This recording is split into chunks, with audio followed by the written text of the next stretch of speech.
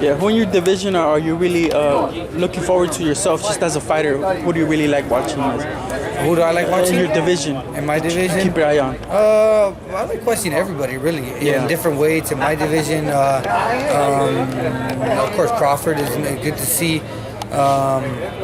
That fight that just happened with Chocolatito, that was a good fight. Yeah, you actually turned down a fight with Crawford or something along those lines, or they had mentioned them to me. Yeah, well, it was just the wrong time, and nothing was right with the money and the timing, so I turned it down. And watching him now, who he is, he's being considered by many as pound-for-pound #1 fighter today in boxing.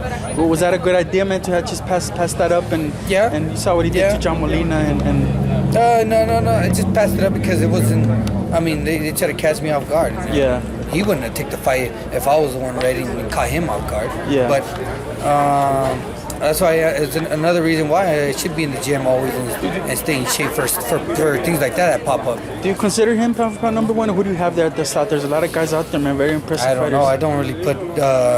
I don't really go into pound for pound who's this and that.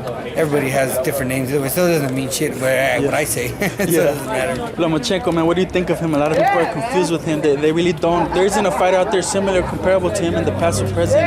But what do you make of Lomachenko as a fighter? He's good. I like watching him.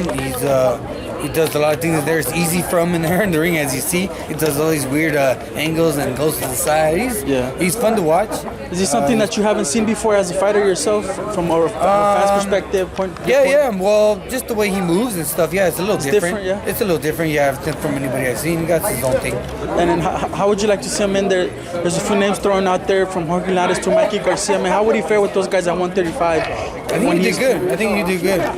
He looks like he's always in shape. He moves like you can see he's breathing in there. You can see he's calm, and it looks like he can go like 20 rounds. So. Yeah, and do you think that he's that type of fighter where you will look back in time and say he was one of a kind, or do you feel that fighters like Sosa are just that kind of fighter that are going to make him look like that?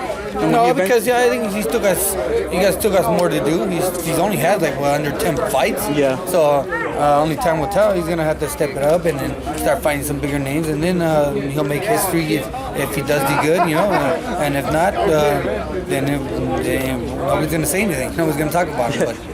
But in due time. All right, Mauricio, appreciate the time, and tell the fans where to follow you on social media. Follow me at Mauricio Herrera with 359 on my Instagram. Thank you guys for the support. Follow me and get my updates.